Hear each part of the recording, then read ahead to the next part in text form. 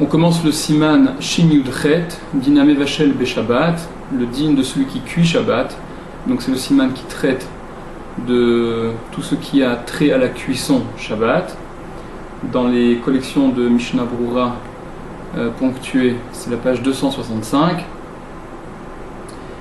Et au sujet de la cuisson Shabbat, même si le titre, c'est Hamevachel Beshabbat, celui qui cuit Shabbat, Bishul c'est la cuisson, le terme que la Mishnah emploie, d'Afaïn Gimel, dans la Gemara, pour parler de cette Melacha, qui constitue donc l'une des 39 Melachot, un des 39 travaux interdits Shabbat, le terme employé par la Mishnah c'est Ha'ofé, celui qui cuit également, seulement en fonction du mode de cuisson, il y a dans la halacha des termes différents qui sont adaptés. Bishul, c'est le terme qui est adapté lorsqu'on parle d'une cuisson classique, celle que nous connaissons en général. On prend une casserole, on met de l'eau, on met sur le feu ou sur une autre source de chaleur. Ça c'est un bishul. Une cuisson qui se fait au four, qui concerne donc en général des pâtisseries, du pain. Le terme employé c'est afia, c'est ça la cuisson. Ha'ofé, c'est le terme que retient la Mishnah, et la Mishnah dans Shabbat rapporte que on a employé ce terme-là parce que ça nous a permis dans la Mishnah d'énoncer différentes melachot, 10 melachot, qui sont nécessaires pour confectionner, pour avoir du pain. Depuis le moment où on laboure, on sème, etc., jusqu'au moment où on cuit ce pain. Donc c'est pour ça que le terme employé par la Mishnah est un terme de afia, de cuisson au four, même si la cuisson qu'il y avait pour la construction du Mishkan, la cuisson qui concernait, pas à véritablement parler la construction du Mishkan, mais pour l'établissement de ce Mishkan, c'était une cuisson classique, c'est-à-dire on prenait dans des casseroles ou des chaudrons qu'on mettait sur le feu, et c'était les samamanim, les encens qui étaient mis à l'intérieur afin d'en retirer la couleur, et c'était le matériau qui allait permettre de teindre les tentures, toutes les couleurs qui étaient nécessaires pour la construction du Mishkan au niveau des tentures. La Gemara, pour comprendre cette première halakha, la première halakha que nous allons faire, il y a à plusieurs reprises dans la Gemara, et on va retenir celle de Choulin, d'Aftet Vav, parce que c'est là où c'est développé de la façon la plus importante, une distinction qui est à faire entre celui qui a cuit Bémézid de façon volontaire, en connaissance de cause, et celui qui aurait cuit Béshogeg de façon involontaire, en méconnaissance de cause, soit il a oublié que c'était Shabbat, soit il ne savait pas que c'était interdit, comme le Mishnah Brura le rapportera, on le verra. Et ce que la Gemara dans Choulin, d'Aftet Vav, Amoud Aleph, rapporte, c'est la chose suivante. Il s'agit de façon plus générale d'une action interdite Shabbat qui produit un résultat. Qu'en est-il du produit de cet interdit Shabbat? Est-ce que l'on peut en profiter, on ne peut pas en profiter pendant Shabbat, après Shabbat, celui qui a transgressé l'interdit, ou bien les autres qui n'ont pas transgressé l'interdit? C'est ça dont il est question. Alors rapidement, ce que la Gemara en dit, c'est dans Choulin, d'Aftet Vav, Amoud Aleph. Tanya, on a enseigné, Hamevachel Beshabbat, celui qui a cuit Shabbat, celui qui cuit Shabbat. Beshogeg, si ça a été fait de façon en méconnaissance de cause, c'est involontaire, il ne savait pas que c'était Shabbat, il ne savait pas que c'était interdit. Yochal, il mangera. Bémézid, si par contre il a cuit de façon consciente, volontaire, en connaissance de cause de l'interdit, Lo Yochal, il ne mangera pas jusqu'à Motsei Shabbat. Donc Béshogeg, il mange immédiatement, lui comme les autres, aussi bien lui qui a transgressé la Melacha que les autres qui n'ont absolument rien fait, à plus forte raison pour eux.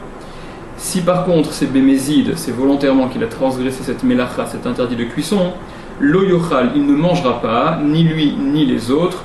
Ça c'est l'opinion de Rabbi Meir, c'est ce que dit la Gemara, dit vrai Rabbi Meir.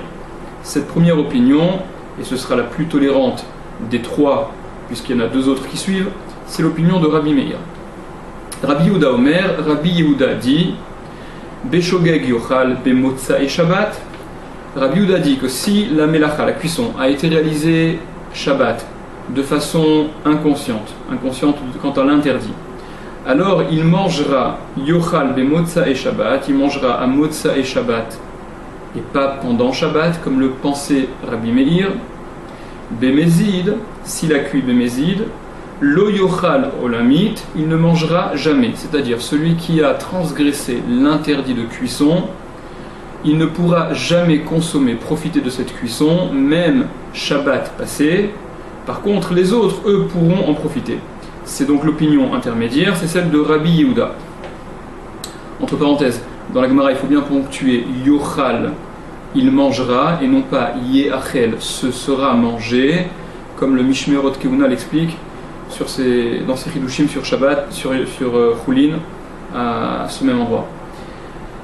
Troisième opinion, Rabbi Yochanan Hassan Delar Omer. Rabbi Yochanan Hassan Delar dit, et c'est donc l'opinion la plus sévère, Beshogeg Yochal le Motza et Shabbat la Achirim, si il a cuit de façon involontaire, ce sera mangé Motza et Shabbat uniquement par les autres, d'autres que lui qui a transgressé l'interdit, Velolo, mais lui non.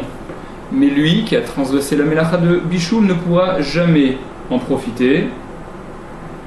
Bémézid, et Bémézid, si ça a été cuit de façon volontaire, Lo yochal olamit lolo velo la acherim. Ni lui ni les autres ne pourront en profiter, et ça de façon définitive, ad vitam aeternam. C'est l'opinion de Rabbi Yochanan Hassan Delar. Il y a Tosfot, entre parenthèses sur place, qui ramène un moyen mémotechnique de mémoriser ces trois opinions. C'est que le mézid de chacun correspond au shogeg du suivant. C'est-à-dire que la transgression bémézid de Rabbi Meir, par exemple, où là, ni lui, ni les autres ne peuvent consommer pendant Shabbat, mais qu'après Shabbat, c'est exactement ce que Rabbi Yehuda tient au niveau de son shogeg. Au niveau du shogeg de Rabbi Yehuda, ni lui ni les autres ne peuvent consommer le produit de cet interdit pendant Shabbat. Et il en est de même pour l'opinion de Rabbi Yochanan Hassan Delar par rapport à Rabbi Yehuda. La Gemara un peu plus loin poursuit et dit Ki mori Rav les Talmidé, moré ke Rabbi Meir. Rav, lorsqu'il enseignait à ses élèves, il enseignait selon l'opinion de Rabbi Meir. C'est-à-dire que Rav pensait que la halakha devait être tranchée comme Rabbi Meir, c'est-à-dire l'opinion finalement la plus permissive, la première qu'on a évoquée. Veridarish bepierka, et lorsqu'il enseignait de façon publique, donc il n'y avait pas que ses élèves, il y avait un tzibour, il y avait un public plus important, et donc tout le monde n'était pas érudit. Darish ke Rabbi Yehuda, Mishum denefiché ame haratzot. Là, il enseignait comme Rabbi Yehuda, il prenait l'opinion de Rabbi Yehuda, donc l'opinion intermédiaire, pas la plus permissive, mais pas la plus sévère non plus. Et pourquoi est-ce qu'il faisait cela? Parce que Mishum denefiché ame haratzot, il y avait beaucoup de personnes ignorantes, et il ne fallait pas donner d'opinion qui, même si d'après la stricte halakha, elles étaient permises, elles étaient à retenir, mais qui pouvaient, du fait justement de l'espèce de laxisme, de facilité que les Chachamim accordaient, il ne fallait pas que les ignorants puissent faire de mauvaises déductions et aller au-delà de ce qui est permis. Ça, c'est la Gemara dans Choulin. Par ailleurs, il y a une Mishnah dans Trumot, et on s'arrête là quant aux sources qu'on rapporte autres que la halakha, et c'est une Mishnah de laquelle se sert le Gaon de Vilna, qui lui tranche la halakha comme Rabbi Meir également, l'opinion la plus permissive.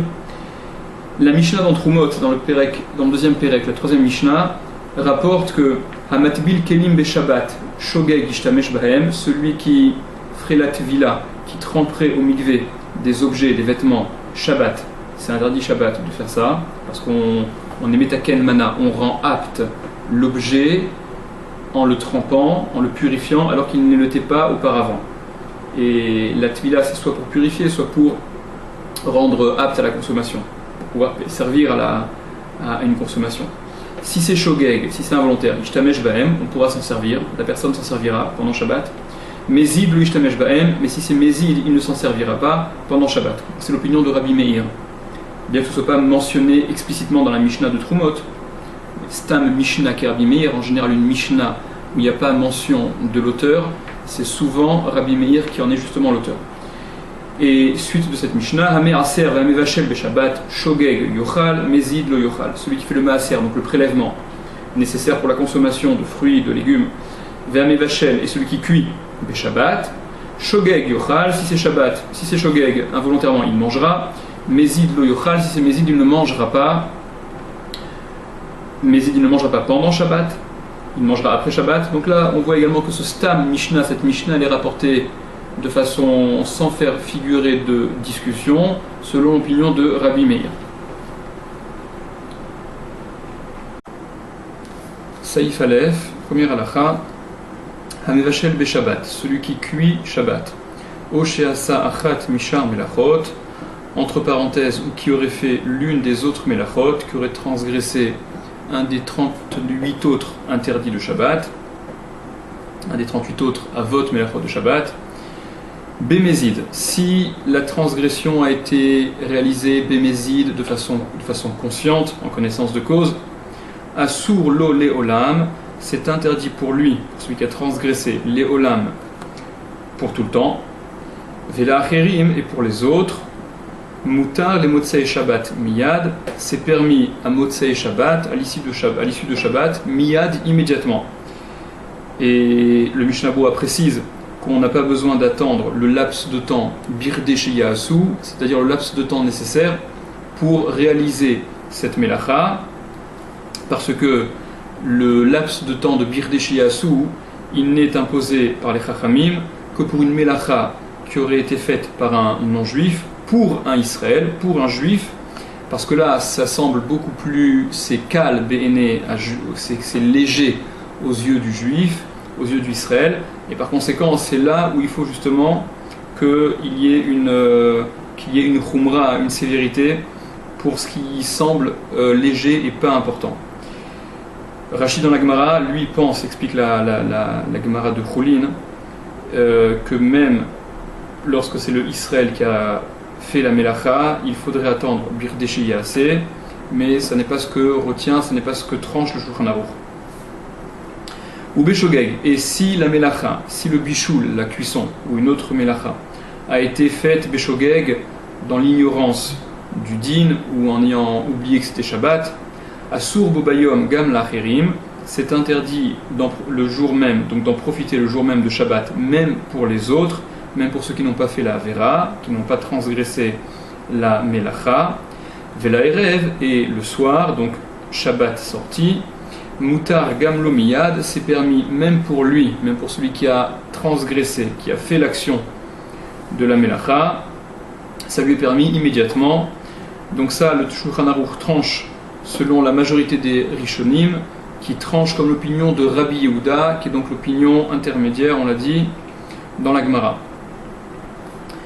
Le Mishnah Berurah rapporte qu'en cas de nécessité, on peut s'appuyer sur ce que le Gaon dit, le Gaon qui tranche comme Tosfot, c'est-à-dire comme Rabbi Meir, et par conséquent, Beshogeg, lorsque la Melacha elle est réalisée Beshogeg, c'est permis même le jour même, pendant Shabbat, même pour celui qui a transgressé, puisqu'il a transgressé Beshogeg. Cela dit, à l'exception de Tosfot et les autres Rishonim, tranchent comme Rabbi Yochanan dans la Gemara, Rabbi Yochanan qui tranche dans la Gemara, qui pense dans la Gemara, comme Rabbi Yehuda, parce que Rabbi Yochanan pense que dans une marloquette entre Rabbi Yehuda et Rabbi Meir, il faut retenir l'opinion de Rabbi Yehuda, et Rabbi Yochanan, il n'est pas d'accord avec Rav, qui lui pense que Rav qui retient la halakha comme Rabbi Meir plutôt que comme Rabbi Yehuda.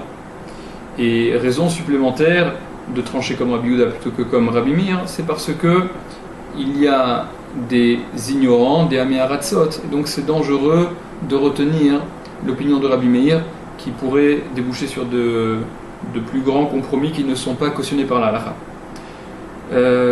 Dans un Issour des Rabbanan Beshogeg, le Gaon explique que tout le monde est d'accord qu'il faut s'aligner sur l'opinion de Rabbi Meir, c'est-à-dire que lorsque la melacha qui a été transgressée, elle n'est non pas minatora, c'est pas une melacha de la Torah, mais ce n'est qu'un interdit des Chachamim, alors là même Rabbi Yehuda penserait comme Rabbi Meir, et ça correspondrait à la Mishnah dans Trumot, qui est selon l'opinion de Rabbi Meir.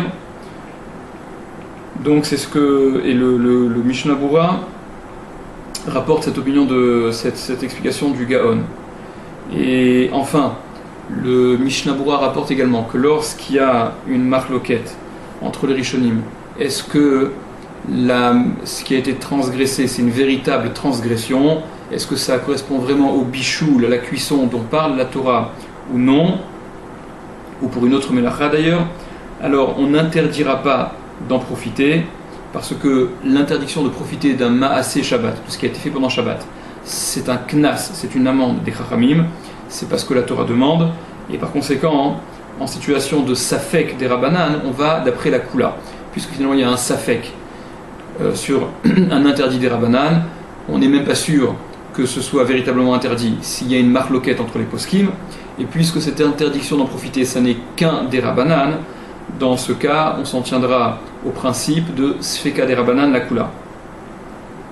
Le Mishnah Bura rajoute également que même celui pour qui la melacha a été faite, même celui pour qui on a cuit le plat par exemple, alors il a le même din, il a le même statut que Acherim, que les autres, et il peut profiter lui aussi de ce qui aurait été fait, quand bien même ce serait Mézid, il pourra en profiter après Shabbat.